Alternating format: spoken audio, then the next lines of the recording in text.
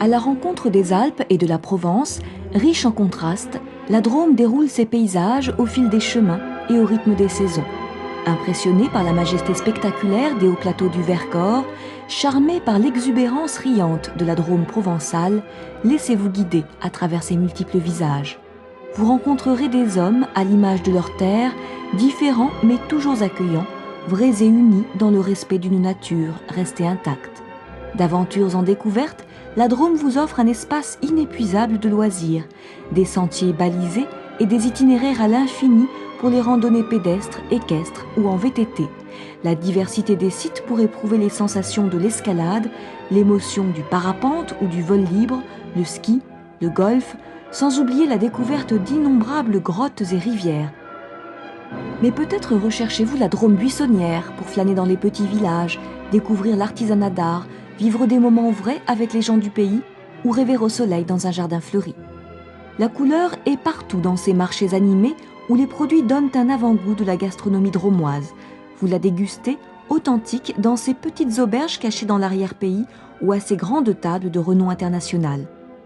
La Drôme, c'est enfin une nature préservée où il n'est pas rare de croiser chamois, bouquetins ou aigles royaux, gentianes, orchidées, tulipes sauvages et lavandes odorantes.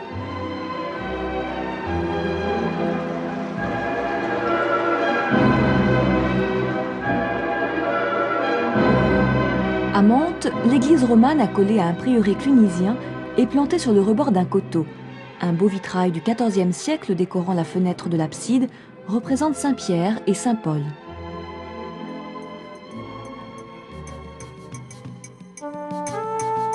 Au pied d'une colline, Hauterive offre une curiosité insolite, le palais idéal du facteur Cheval et le travail colossal d'un ancien facteur d'Hauterive, Joseph Ferdinand Cheval, qui ramassait au cours de sa tournée des cailloux aux formes étranges. Le soir, il les utilisait pour édifier dans son jardin une singulière construction inspirée de ses rêves.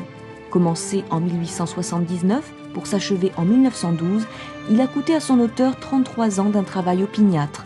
C'est le seul exemple d'architecture naïve du monde classé monument historique depuis 1969 par André Malraux. Vieux-Bourg, bien connu des mélomanes. La collégiale de Saint-Donat-sur-l'Herbasse abrite des orgues modernes construites suivant la facture des célèbres frères Silbermann. Un festival Jean-Sébastien Bach s'y tient chaque année. Le cloître, avec ses sculptures subsistantes, est le creuset où se mêlent des influences provençales, viennoises et bourguignonnes. Fleuve torrentiel et redoutable, le Rhône a taillé son sillon au cœur des dernières retombées orientales du Massif central.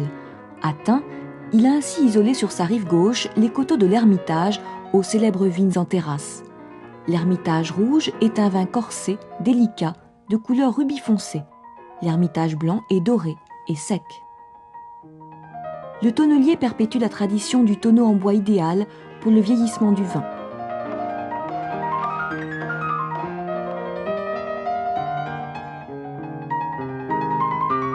Situé sur le plus grand itinéraire européen nord-sud, Valence-sur-Rhône, ville-étape par excellence, est également un lieu de séjour séduisant. La vieille ville, entourée de boulevards percés au XIXe siècle à l'emplacement des anciens remparts, conserve un lacis de ruelles commerçantes, des places ombragées bordées de terrasses accueillantes, des belles façades aux couleurs pastel, et a su garder le charme d'autrefois au centre d'une ville résolument tournée vers l'avenir. Lors de l'exil et du décès dans cette ville du pape Pie VI sous le Directoire, les pâtissiers de Valence ont inventé le Suisse, biscuit aromatisé aux écorces d'orange, en forme de garde suisse. La cathédrale Saint-Apollinaire est un vaste édifice roman d'inspiration auvergnate de la fin du XIe siècle. Vers 1515, Antoine de Dorne se rend en Italie et construit à son retour un hôtel particulier au nouveau goût du jour, la Maison des Têtes, qui se signale par l'abondance et l'originalité des sculptures de sa façade. Le musée municipal occupe les bâtiments de l'ancien évêché. Ses collections comportent un fonds archéologique, des collections de peintures anciennes et modernes, un ensemble de 97 sanguines du paysagiste Hubert Robert, du mobilier ancien et des souvenirs d'histoire locale.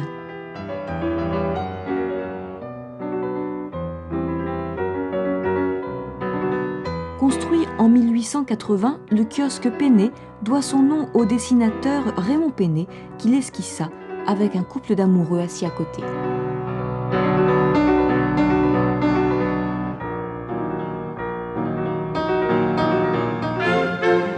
Romans, dont le négoce fut florissant au Moyen-Âge, a conservé ses industries traditionnelles de chaussures et de tannerie. Les gourmets apprécieront les pognes, des brioches parfumées à la fleur d'oranger, et les Saint-Génix, des pognes aux pralines. Au IXe siècle, Saint Barnard, archevêque de Vienne, fonde ici un monastère.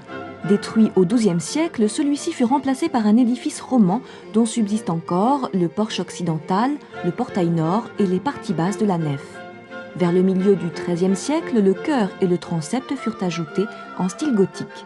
Dévastée par les protestants au XVIe, la collégiale de Saint-Barnard fut entièrement restaurée au XVIIIe.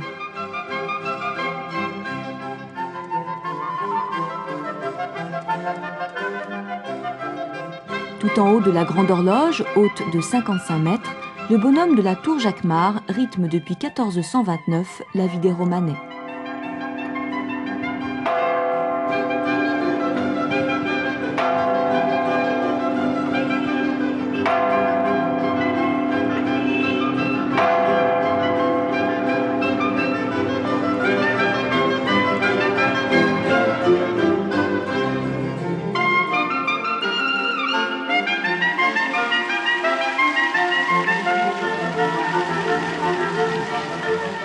Le musée de la chaussure, installé dans l'ancien couvent de la Visitation, retrace l'histoire de la mégisserie, de la tannerie et de la chaussure à Romans, de son origine à l'époque contemporaine.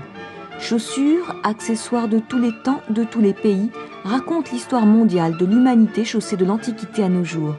Chaussures de toutes formes, confectionnées dans les matériaux les plus divers et pour gens de toutes conditions. Environ 300 types différents de chaussures sont présentés.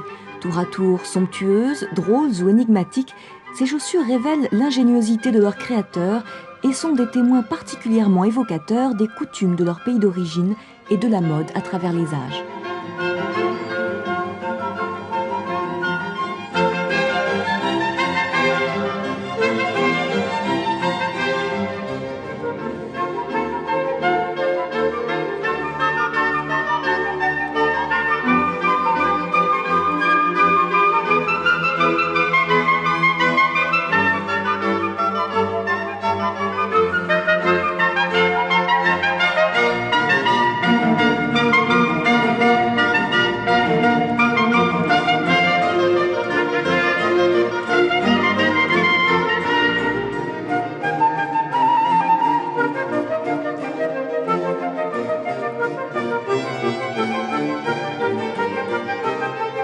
À la porte du Royan, le village de Saint-Nazaire-en-Royan est doté d'un pont routier au-dessus du lit naturel de la Bourne et d'un aqueduc élevé aux arches multiples, créé au XIXe siècle pour amener une partie des eaux de ce torrent vers les plaines rhodaniennes.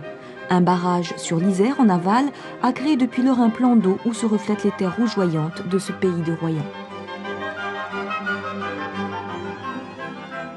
Spécialité du Royan, la raviole est une pâte fraîche au blé tendre, farcie avec du comté, du fromage blanc frais et du persil.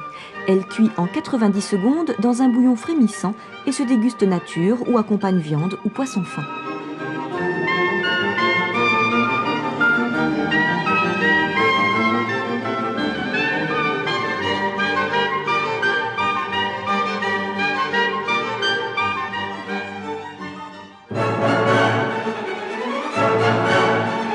Table rocheuse horizontale, soulignée par des raies de végétation et à pics verticaux de 700 mètres, s'opposent dans l'un des paysages les plus farouches du Vercors.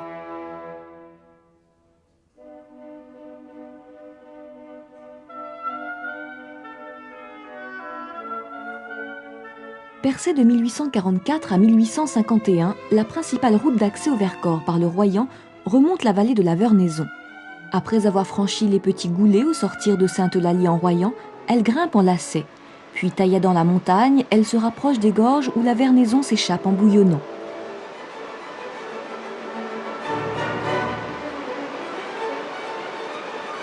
La route traverse les grands boulets sous un tunnel à demi fermé et débouche enfin sur la paisible et verdoyante vallée d'altitude des Baraques en Vercors.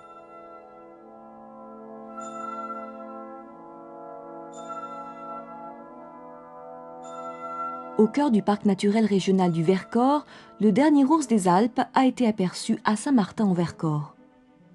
Unique musée de l'ours sur les Alpes françaises, la caverne de l'ours vous transporte dans l'univers de cet animal fascinant et vous présente des ours ainsi que la faune sauvage du Vercors sous forme d'animaux naturalisés.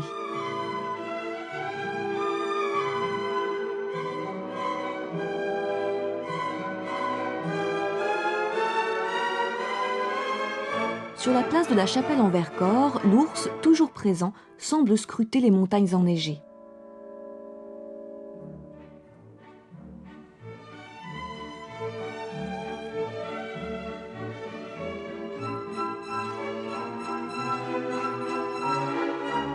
Les chiens de traîneau offrent une formule originale pour découvrir le Vercors sous la neige. Plus classique, le ski sur les pistes aménagées. Secret du monde minéral, la grotte de la Draille Blanche fut découverte accidentellement au début du siècle.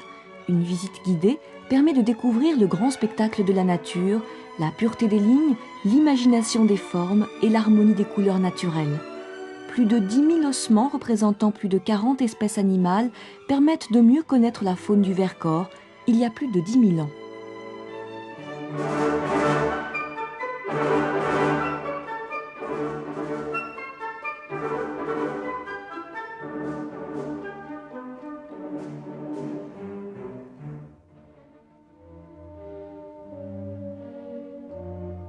Sur la route du col de la Chaux, au-dessus du plateau de Vassieux où achèvent de pourrir les carcasses de planeurs allemands, le musée de la résistance de Vassieux en Vercors retrace l'histoire des camps de la mort nazie et de la libération ainsi que des combats de 1944 dans la région. Des résistants et des populations du Vercors furent exterminés par les Allemands qui atterrirent en planeur au matin du 21 juillet 1944.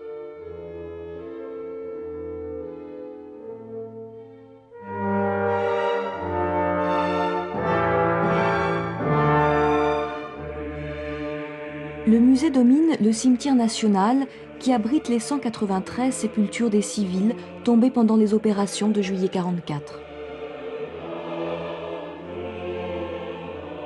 Au col de Rousset, à 1254 mètres d'altitude, franchissant le tunnel verglacé tout l'hiver, le voyageur quitte en un seul instant le monde froid, humide, brumeux ou enneigé du Vercors. De là, il embrasse en un seul coup d'œil le vaste enchevêtrement de collines chaudes et odorantes, couvertes de chênes verts, entre lesquels la Drôme et ses affluents se feraient difficilement leur passage vers l'ouest. Là, plus qu'ailleurs, se révèle la brutale cassure qui oppose les influences alpines et méditerranéennes des préalpes drômoises.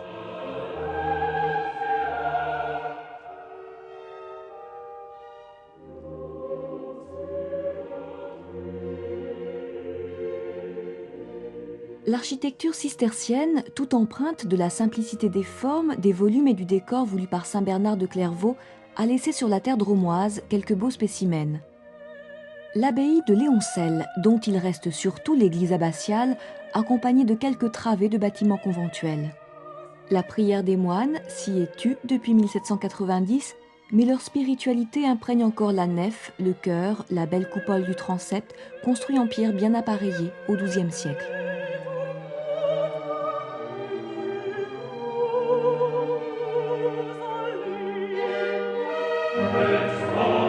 Le rebord occidental du Vercors, que les Valentinois et les Romanais appellent la Raille ou les monts du Matin, est franchi par plusieurs routes à partir du Piémont, de Combeauvin à Gigord et Lauzeron, de Barbière au col de Tourniol et de Pérusse au col des Limouches.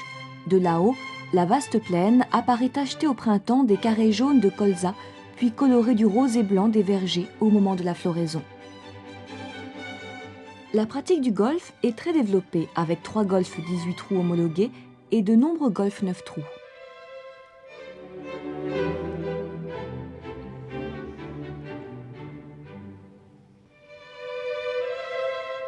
Le regard découvre le haut bassin d'Omblaise, encore méridional par ses fonds plantés de vignes et de peupliers, mais bien alpin par son cadre de hauts sommets gazonnés entre lesquels on distingue le col de la Bataille. La combe d'Omblaise, évidée par l'érosion à l'extrémité sud-ouest du Vercors, constitue l'un des sites les plus isolés du massif, encaissé et fermé par l'étranglement d'humides et sauvages gorges.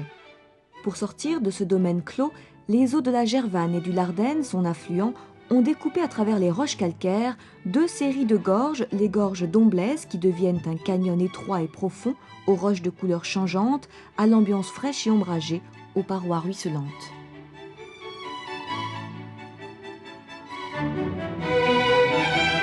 Au lieu-dit Moulin de la Pipe, la Gervanne finit par s'évader de son val d'origine en sautant la dernière marche du Vercors dans un bond de 70 mètres au saut de la Druise pour aller rejoindre la vallée de la Drôme.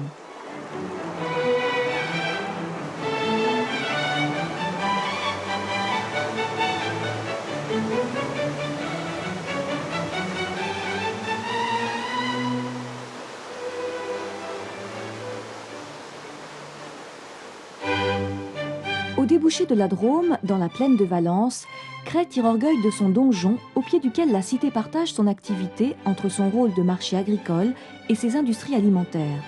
Au nombre des spécialités crétoises compte la défarde, plat mitonné à base de tripes d'agneau, et le picodon, petit fromage qui tire sa substance onctueuse et sa saveur du lait de chèvre. Le donjon de Cret, ou la tour, est le seul vestige d'une forteresse démantelée en 1632 sur l'ordre de Louis XIII. Plus haut donjon de France, avec ses 184 marches et 52 mètres de haut, dominant la ville, la tour de Cret est la gardienne d'une des rares portes des Préalpes drômoises.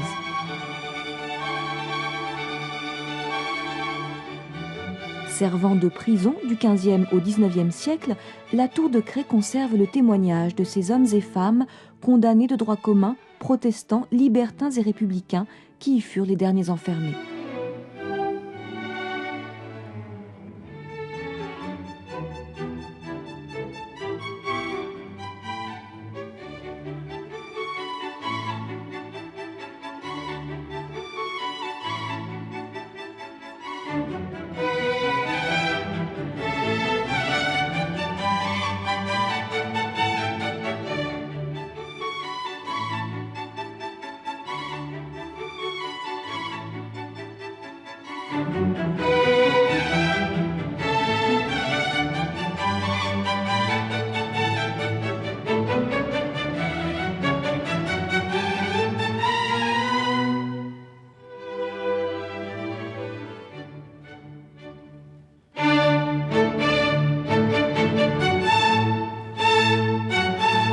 La Drôme se prête particulièrement bien aux activités aquatiques, avec notamment la pratique du canoë-kayak.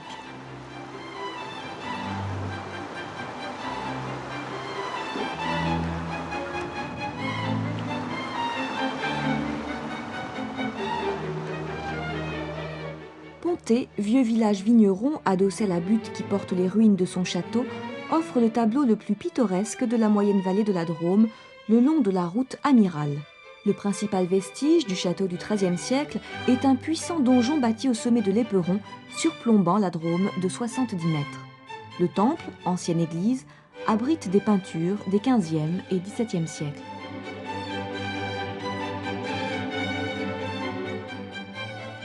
Die est la capitale d'un pays diois sec, crispé, sauvage, point de rencontre d'une végétation alpine et méditerranéenne. Grâce à sa situation de carrefour sur la voie Milan-Vienne, elle devient dès le IIe siècle une cité romaine importante. La cathédrale, édifice important dont le clocher carré est surmonté d'un campanile en fer forgé, se voit dès les abords de Die.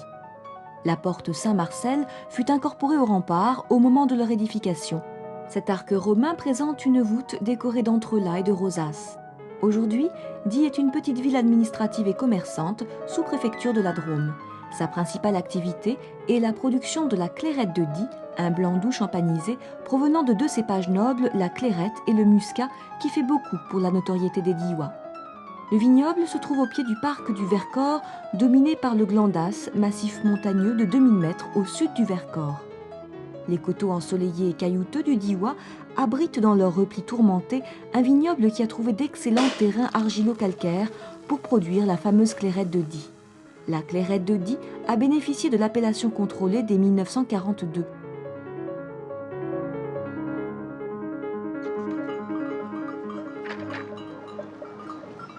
La Provence est vouée à l'élevage du mouton, ressource essentielle de toutes les économies méditerranéennes. Bon marcheur, il paie les maigres herbages.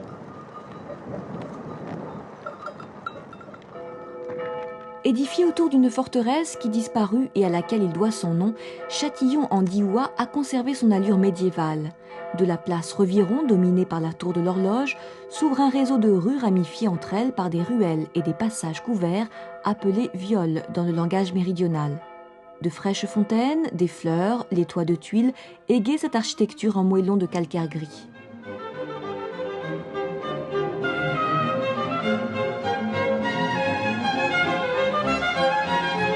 De magnifiques escarpements en amphithéâtre ferment la vallée du ruisseau d'Archiane, entaillée dans la montagne de Glandas. Le gigantesque promontoire du Jardin du Roi, qui partage en deux le fond du cirque, apparaît tout d'abord, puis les falaises de l'hémicycle nord se dégagent à leur tour.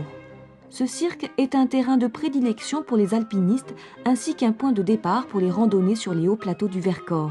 Au pied se niche le petit hameau d'Archiane.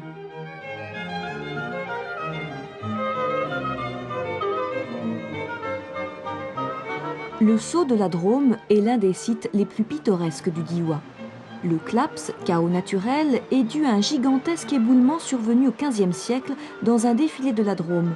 La coulée de blocs, séparée par un promontoire rocheux qui se trouvait sur son passage, forme deux barrages naturels derrière lesquels deux lacs, aujourd'hui vidés, s'étalèrent.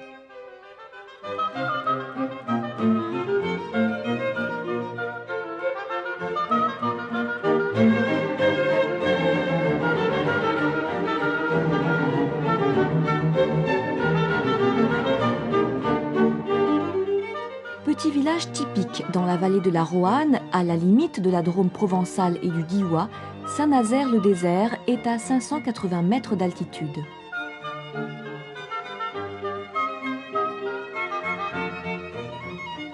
Ces roches colombes, où d'après la légende, la colombe de l'arche de Noé se serait posée après le déluge, qui ferme à l'ouest la vallée elliptique suspendue, appelée forêt de Soux. Immense conque verte de forêt fermée de hautes falaises, où l'on ne pénètre que par le pas de Lauzance au nord ou le pertuis de la forêt au sud, vers le village de Soux. À l'intérieur coule la Vèbre, dans laquelle les mères gauloises trempaient leurs nouveau-nés pour leur assurer force et santé.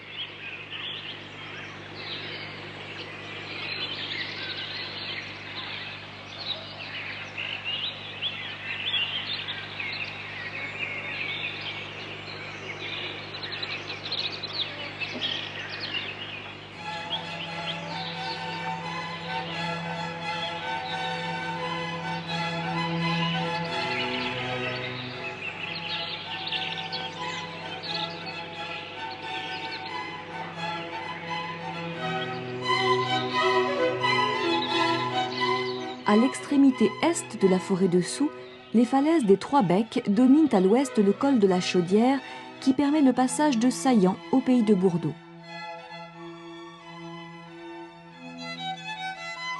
Mirmande est un ancien bourg fortifié dont les vieilles maisons s'étagent joliment au flanc d'une colline.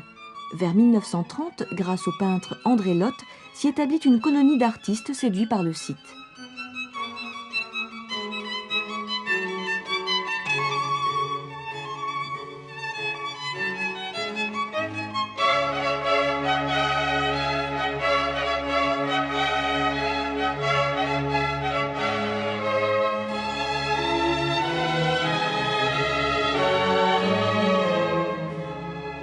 La montée de l'église Sainte-Foy, tout en haut du village, procure de belles vues sur les plus beaux toits de France, la vallée du Rhône et les monts du Vivarais.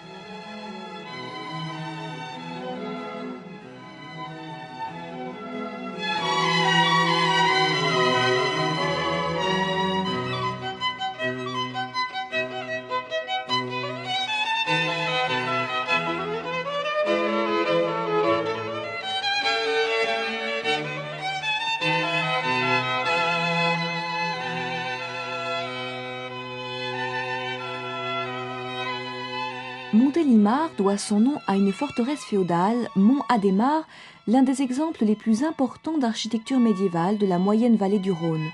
La forteresse primitive, élevée au XIIe siècle par la puissante famille des Adhémar, a été agrandie au XIVe sous la domination papale. Son dernier représentant fut au XVIIe siècle le comte de Grignan, gendre de Madame de Sévigné. Elle servit de prison de 1790 à 1929. Des 9 portes que comportait l'enceinte, seule subsiste la porte Saint-Martin. Aujourd'hui, la visite se limite au logis seigneurial et au chemin de ronde. Au nord se dresse la massive tour de Narbonne. Du rez-de-chaussée du donjon, un escalier à vis mène au chemin de ronde, d'où un vaste panorama se découvre à l'est sur les préalpes drômoises et à l'ouest sur la ville et ses nombreux espaces verts aménagés.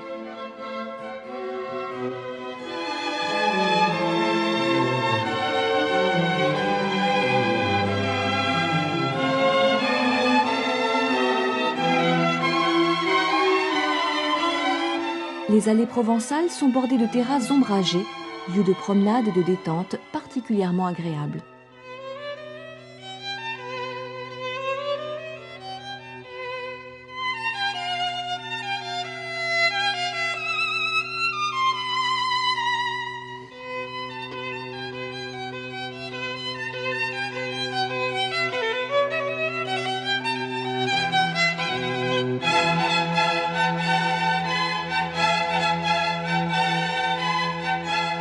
Avec ses façades colorées, ornées de balcons en fer forgé et ses arcades, la place du marché présente un caractère typiquement méridional. Autour de la collégiale Sainte-Croix du XVe siècle, reconstruite après les guerres de religion, la plupart des rues sont surplombées par des génoises.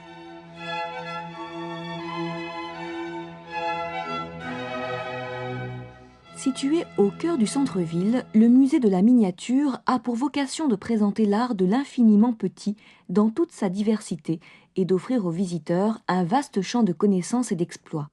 Unique au monde, sa création à Montélimar est la suite logique du succès remporté depuis 1986 par le Festival international de la miniature. Son domaine d'exposition est aussi vaste et varié que les techniques de miniaturisation utilisées par les artisans et les créateurs. Peinture, ébénisterie d'art, jouets, micro-miniatures, bijouterie, gravure, joaillerie, pliage de papier. L'industrie du nougat est relativement récente. C'était à l'origine une simple fabrication artisanale. Au XVIe siècle, l'amandier, originaire d'Asie, fit son apparition en France. Olivier de Serres en fit planter dans son domaine du Pradel. La proximité de cette culture des amandes, qui se généralisa sur le plateau des Gras, du miel de Provence et des Alpes, a fixé l'industrie du nougat à Montélimar. Dans la première moitié du XXe siècle, des usines furent créées et la fabrication prit dès lors une grande extension.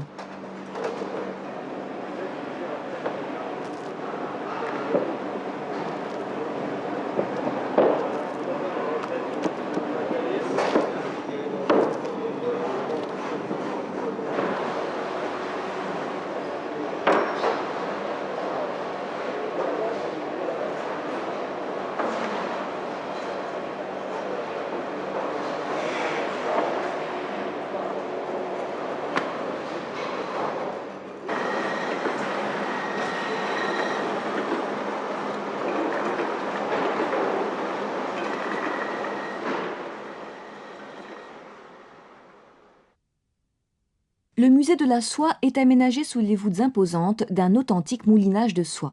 Introduite en France sous Louis XI, la soie se développe sous Henri IV avec l'aide d'Olivier de Serres. Les œufs, appelés graines, éclosent sous l'influence de la chaleur printanière. Le ver à soie se nourrit exclusivement de la feuille de mûrier et sera transporté dès le deuxième âge dans le local d'éducation appelé magnanerie. Lorsqu'il sera gorgé de soie, le ver va tisser son cocon et va baver 800 à 1500 mètres d'un fil de soie continu. Ce travail terminé, le ver va subir une métamorphose en chrysalide, puis va devenir papillon. Pour la filature, il faudra immerger les cocons dans une bassine remplie d'eau à 90 degrés afin d'étouffer la chrysalide à la vapeur et éviter la sortie du papillon. La filature consiste à extraire le fil de soie du cocon.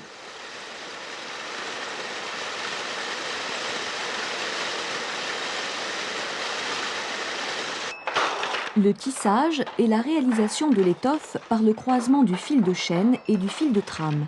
Les fils de chêne passent dans les œillets d'hélice et sont actionnés par une mécanique jacquard. Les fils de trame sont réalisés par la navette qui est projetée de chaque côté de la chaîne.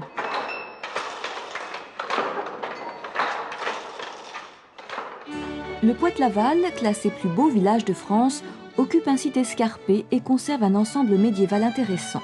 Une commanderie de Malte, un donjon du XIIe siècle, des vestiges de remparts et des maisons du XVe siècle.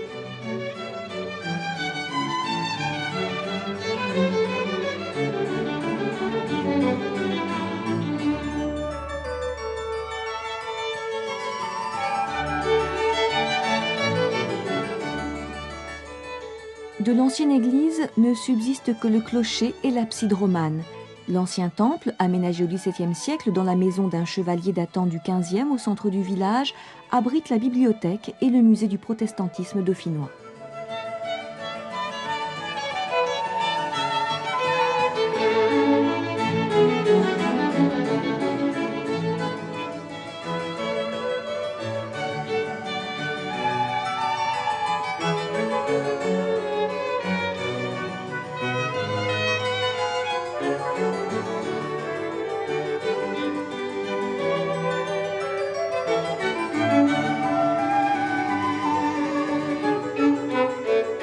À Dieu-le-Fit, fondée au Moyen-Âge au pied de la montagne de Dieu-Grâce, la ville a conservé le vieux quartier pittoresque de la Viale, l'église Saint-Pierre, le beffroi, mais n'a pas gardé la moindre trace de son château.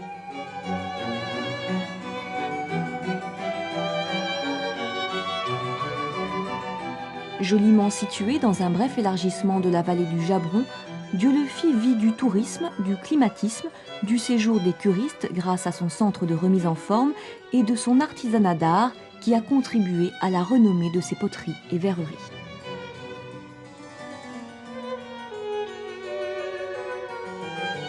Le verre est le premier matériau de synthèse élaboré par l'homme.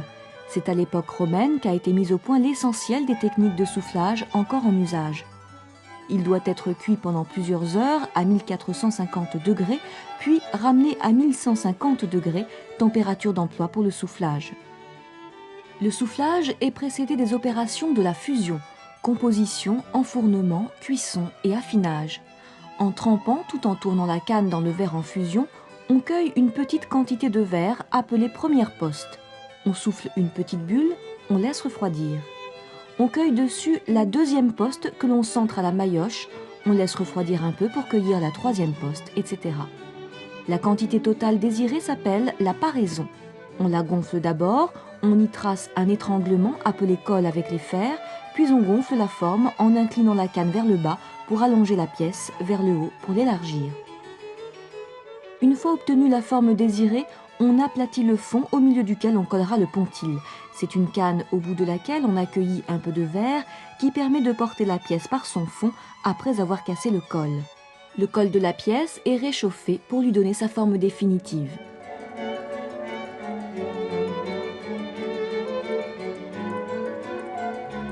La production a considérablement évolué ces dernières années, chaque artiste développant une expression personnelle. Les pièces teintées dans la masse sont remplacées par des compositions colorées incluses dans du verre transparent d'épaisseur variable.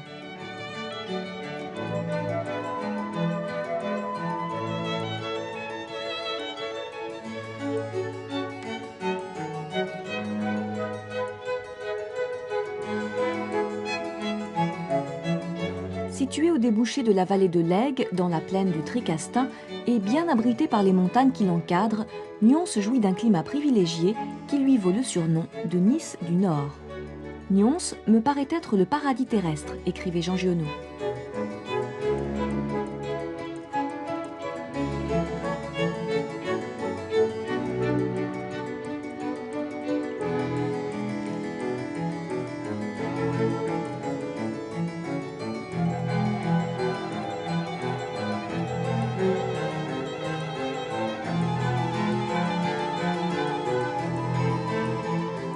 La tour de Randonne fut édifiée vers 1280 par Dame Randonne de Montauban pour servir de prison militaire. Elle fut démantelée en 1633 avec les autres fortifications de Nyons. Le 21 octobre 1862, le chanoine Francoux, curé de Nyons, se rendit acquéreur de la tour et la transforma en chapelle dédiée à la Vierge.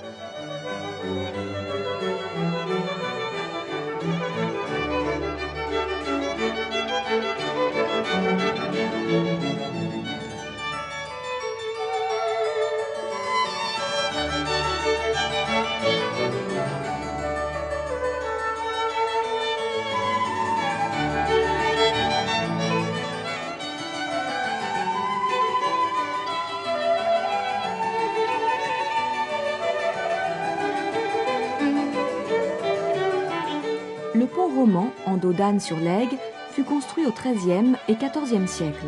Son arche de 40 mètres d'ouverture est une des plus hardies du Midi. Le marché très coloré du jeudi matin offre des produits du terroir et un avant-goût de la gastronomie drômoise. Nyons est aussi l'un des plus importants marchés français de la truffe.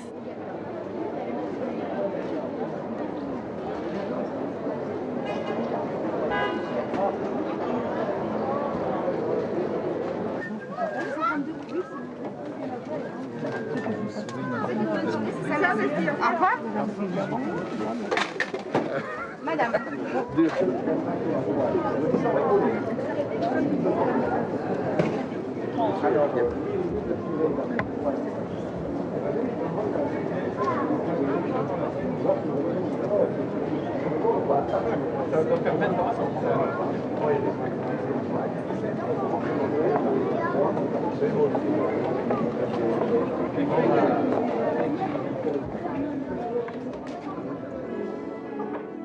Les oliviers des environs, qui donnent au paysage une grâce très provençale, fournissent l'huile et les olives dont la ville fait commerce. L'olive de Nyons est désormais une appellation contrôlée, un label de qualité qui atteste l'ancienneté reconnue et les vertus propres aux plantations d'oliviers. Le musée de l'olivier présente un inventaire de l'outillage traditionnel nécessaire à la culture de l'olivier et à la fabrication de l'huile.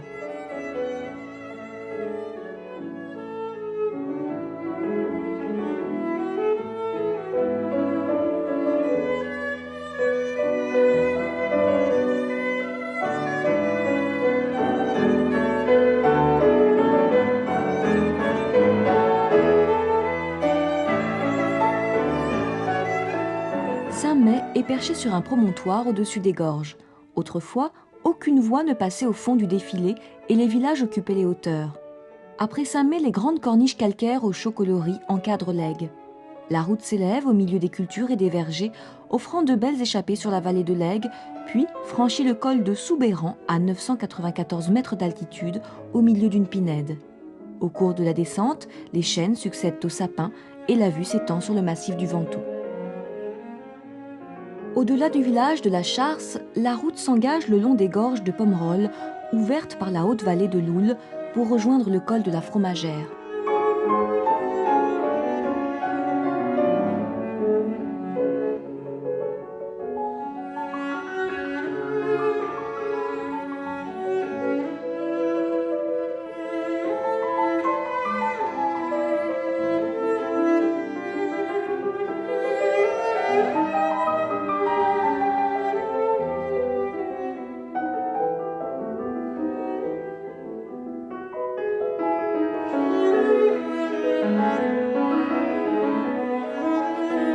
Reliant la vallée de l'Aigue à la région des Baronnies, cet itinéraire pittoresque permet de découvrir les hautes terres de Bellecombe-Tarandole, les Marnes et ses fossiles.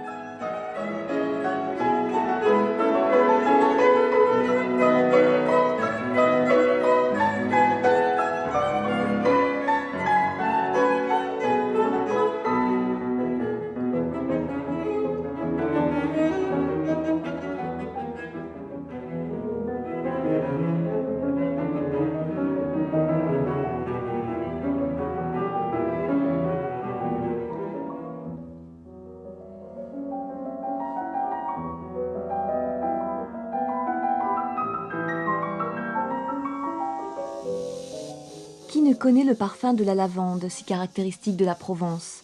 Bien adapté au climat et au sol calcaire, on peut voir des champs couverts de lavande dont les fleurs mauves embaument l'air de juillet. La récolte se fait de juillet à septembre selon la région. Après un séchage de 2 ou 3 jours, la lavande cueillie ou paille est acheminée vers les distilleries. Les essences de lavande sont réservées à la parfumerie fine ou à la cosmétique. Les fleurs peuvent être également séchées et mises en sachet.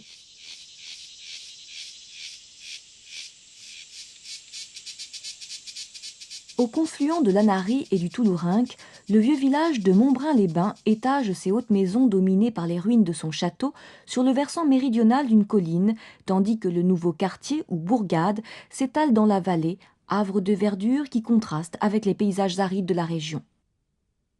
Le beffroi ou tour de l'horloge du XIVe siècle, haute tour crénelée avec machicoulis, était l'une des 4 portes fortifiées de la ville. La place du beffroi s'ouvre sur la rue principale du vieux village. L'église, à l'extérieur très sobre, dont une partie date du XIIe siècle, ne laisse pas présager de la richesse de l'intérieur.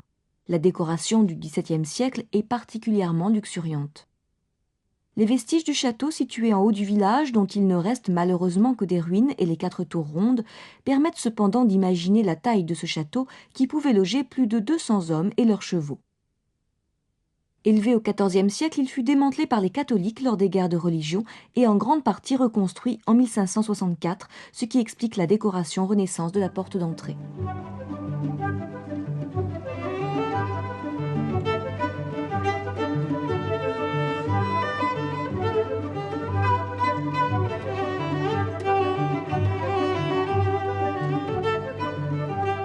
Ferrassières est la commune la plus méridionale de la région Rhône-Alpes. Mollans-sur-Ouvèze est la porte des baronnies et cette petite ville bâtie sur les bords de l'Ouvèze joua longtemps le rôle de ville frontière. La petite chapelle est construite en encorbellement au-dessus du lit de l'Ouvèze. Du château ne subsiste que le gros donjon carré. Le pont qui enjambe l'Ouvèze fait le lien entre la basse ville et la haute ville. Du côté basse ville, on peut admirer une élégante fontaine du XVIIIe siècle surmontée d'un dauphin, symbole du passage entre les anciennes provinces de la Provence et du Dauphiné. Derrière, un lavoir couvert déserté aujourd'hui s'ouvre par 6 arcades.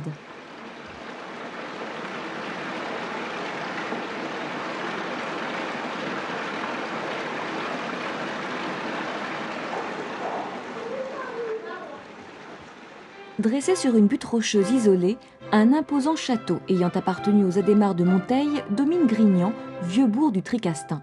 L'ensemble constitue un tableau tout à fait pittoresque.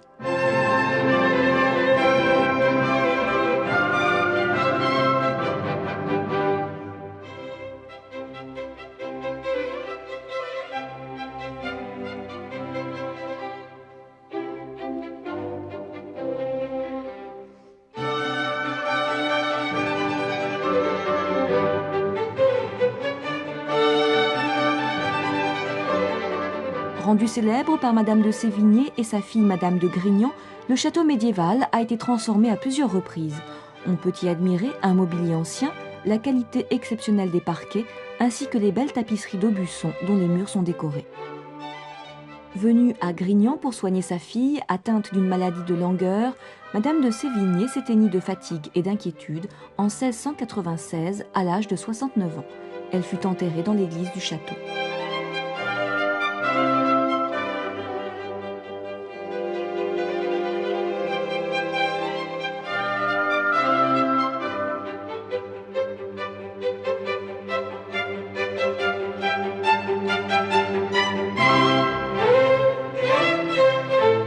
Le village provençal miniature La Tuilière s'étend sur une surface au sol de 400 mètres carrés, occupée par plus de 70 maisons toutes différentes à l'échelle du 26e et plus de 300 animaux et 400 santons habillés, certains animés qui sont pour la plupart des pièces uniques. Chaque maison pèse de 50 à 130 kg, 70 000 tuiles en argile ont été fabriquées une par une.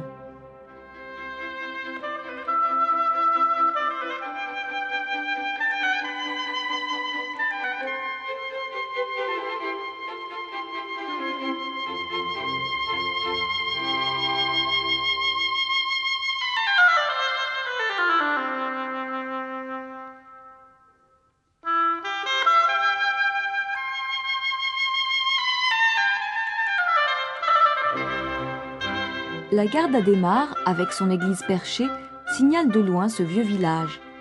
L'église, édifice roman, est remarquable par ses 2 absides et la jolie silhouette de son clocher à 2 étages octogonaux.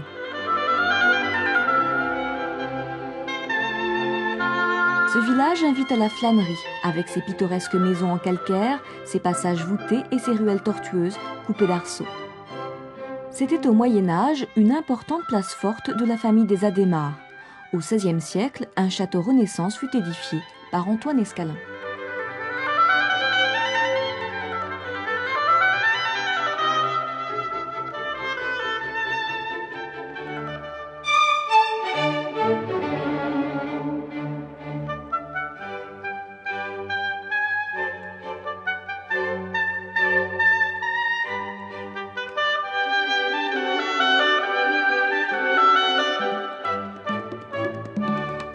C'est à la ferme aux crocodiles, à Pierrelatte, site unique en Europe, que vous pourrez découvrir les plus terribles prédateurs qui soient, mais aussi des animaux fascinants. Proches parents des dinosaures, les crocodiles sont exclusivement carnivores et mangent peu. Quelques 330 crocodiles vivent ici en liberté et évoluent dans la gigantesque serre tropicale de 4000 m². Les passerelles sont conçues pour circuler librement au-dessus du bassin. Prêt pour l'aventure ?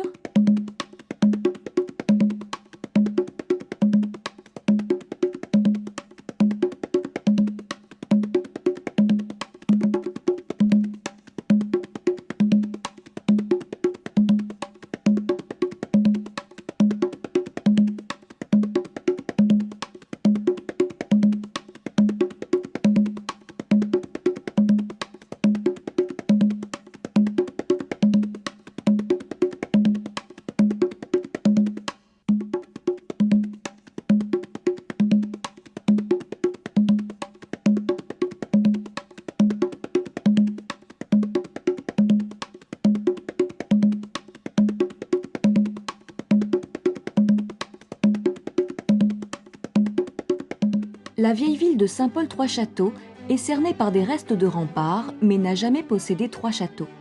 Elle fut désignée capitale de la contrée à l'époque romaine sous l'appellation Augusta Tricastinorum et abandonna la première partie de son nom romain dans la seconde moitié du IVe siècle pour prendre celui de Paul, l'un de ses premiers évêques.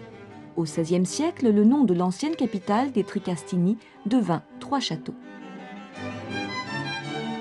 La maison de la truffe, située derrière le chevet de la cathédrale, présente sous forme de panneaux explicatifs, de vitrines et d'un programme vidéo une exposition sur la trufficulture et la commercialisation de cette perle noire du Tricastin qui entre dans la composition de savoureuses spécialités locales.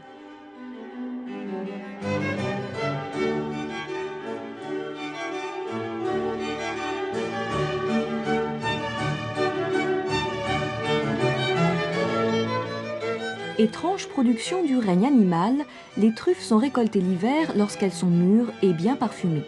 Elles se développent sur les racines du chêne pubescent, connu sous le nom de chêne blanc.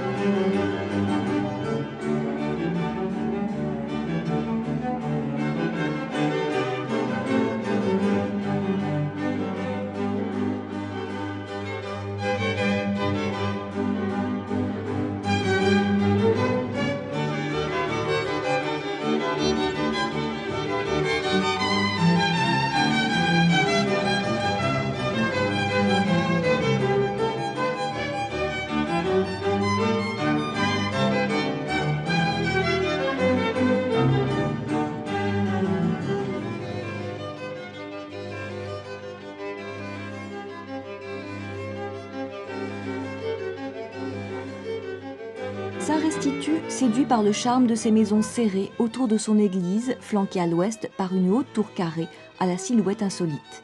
L'église de style roman provençal est surtout remarquable par l'ensemble de sa décoration sculptée, inspirée de l'art antique et des traditions gallo-romaines.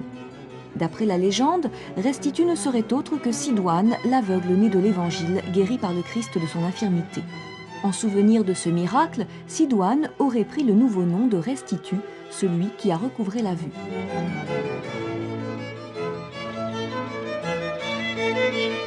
Dans une surprenante cathédrale sous terre qui offre des conditions hygrométriques exceptionnelles, le cellier des Dauphins a aménagé ses caves de vieillissement idéales pour les vins.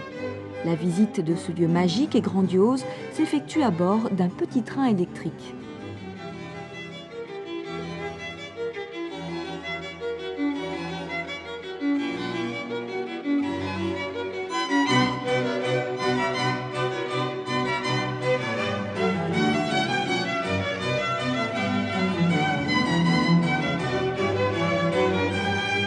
Suse-la-Rousse, pittoresquement étagée sur la rive gauche du Lèze, était au Moyen-Âge la plus importante ville du Tricastin. Le qualificatif de la rousse, accolé à Suse, viendrait de la teinte que prennent ici les pierres après les pluies. D'autres l'attribuent à la couleur des cheveux de Marguerite des Baux, appelée de son vivant la Rousse. La colline de Suse est dominée par un imposant château féodal qui date du XIIe siècle et ses tours sont de bons exemples de l'architecture militaire de cette époque. Il a été transformé intérieurement lors de la Renaissance.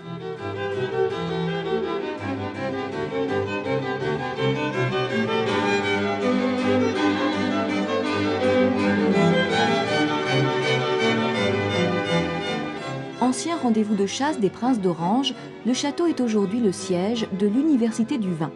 Créé en 1978 sous l'impulsion de professionnels, cet établissement d'enseignement supérieur dispose d'un laboratoire, d'une salle de dégustation et propose des stages d'œnologie. Un jardin des vignes rassemble sur 2 hectares 70 cépages des principaux pays viticoles et permet aux nombreux visiteurs et stagiaires de découvrir les différentes phases végétatives de la vigne tout au long des saisons. Chaque année sont organisées des expositions et des animations à la gloire du vin. Ainsi, au terme de 8 siècles d'existence, le château de Suse-la-Rousse a retrouvé une vocation. C'est désormais un lieu de rencontre et d'échange où les passionnés du vin trouvent à la fois les nourritures du corps et celles de l'esprit.